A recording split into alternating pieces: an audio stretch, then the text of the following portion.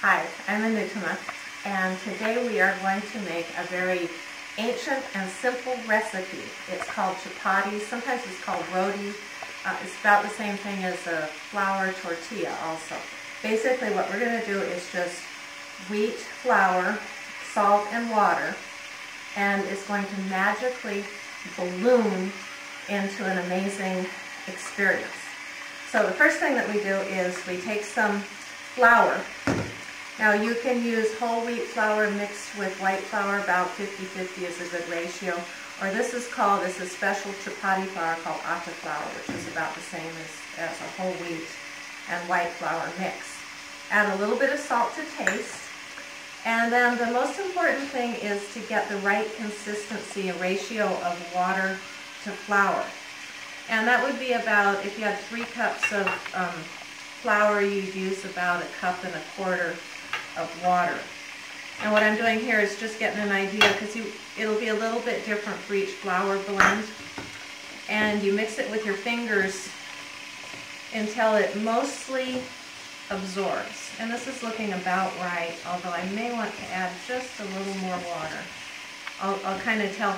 The idea is to make a dough that's slightly sticky. I can tell when I squeeze this it's not quite sticky enough, so I'm going to get a little bit more water and continue mixing it. This needs to be kneaded for at least 5 minutes, and that's kind of a long time, and you tend to get a little bit bored with it. So what I do is I look at the clock and I see what time it is, and then I make sure that I actually knead it for a full 5 minutes. But the idea is to really work that dough. There's gluten in the flour, and the only way that you can activate that gluten is by just working it around a bit. So I've been working this for about 5 minutes, and you can see it's a fairly smooth consistency. So the next thing you do is just cover it with some saran wrap and just let it sit for at least 5 or 10 minutes while you do something else. So the first thing that I like to do is kind of preheat the skillet. I put it on full blast, and then I'm going to turn it down so that each one takes a couple minutes to cook. So this dough has been sitting for about 10 to 15 minutes, and that allows the gluten to kind of relax so that when you roll it out into a disc, it'll hold its shape and be less likely to shrink. Okay, so if you roll it between your palms a little bit, you get smooth edges, which will make it much more likely to turn out as a circle when you're done rolling it. Now you dip it on either side in the flour. You aren't going to put flour down on the counter that you roll it on, because that'll make a lot of a mess, and you'll have a tendency to put some flour into the pan and make it burn a little bit. So in the meantime, I should have got this already preheated. This is a special rolling pin made for me by my husband out of koa wood in Hawaii when we used to live in Hawaii. It's an unusual kind of rolling pin, probably very difficult, if not impossible, to find in the United States. So I recommend, if you want one of these, to make friends with somebody who's a wood turner. They're all over. They kind of go in disguise, but sometimes you can find one.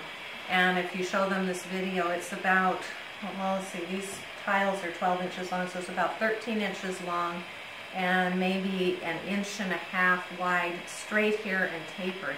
And it really makes it easy to roll rounds like chapatis.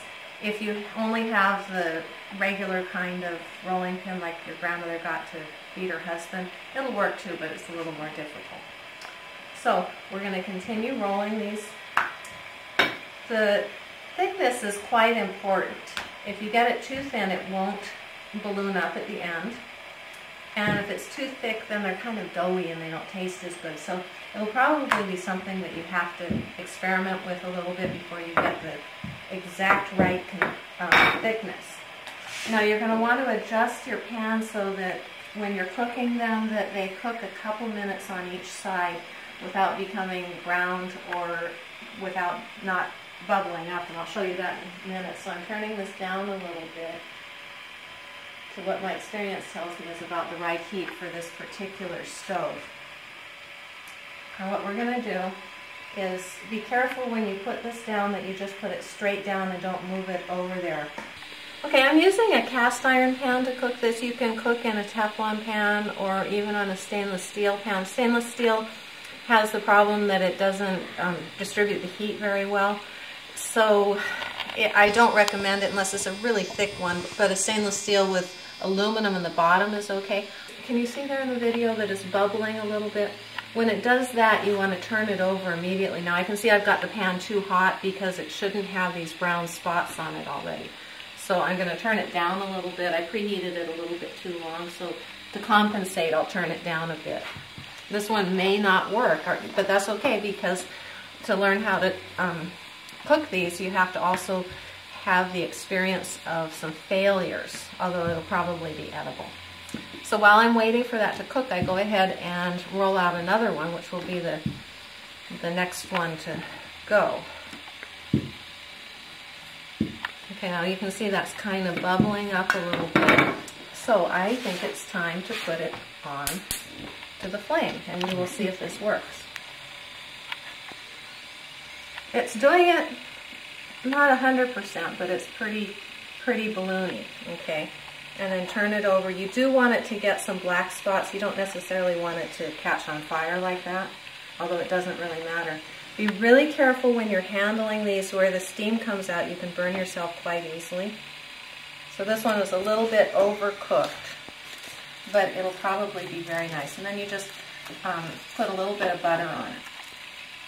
Uh-oh, I should have already been cooking the next one, but here I am cooking it.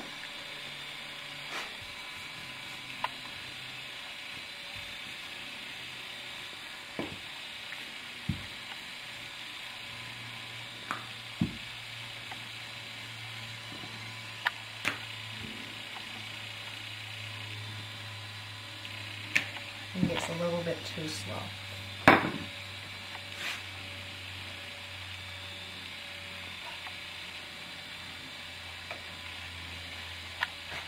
Okay, now you can see some bubbles there. So I'm going to turn it over. That's just right. You can almost see a little bit of brown spots in there. As soon as I turn it over, it's bubbling a little bit more, so I know that it's been cooking about the right speed. Now you will notice that I use my fingers to turn it rather than tongs. You can use tongs, but it's more professional. The actual ladies in India would only use their fingers. And if you touch not the pan, but just the actual piece of bread, you can't really even feel any heat if you do it quickly. This looks like it's been in there about the right length of time, so I'm going to go ahead and turn on the flame, grab this carefully, and put it directly on the flame. At the same time, I put my next one on. Look at that. And look at that, it's bubbling. That's exactly the way they're supposed to look. Now leave it a few seconds so that it gets a few burn spots, and turn it over, being careful not to touch the steam spot, because that will burn your fingers. Okay, and that's right, because I saw it catching fire a little bit.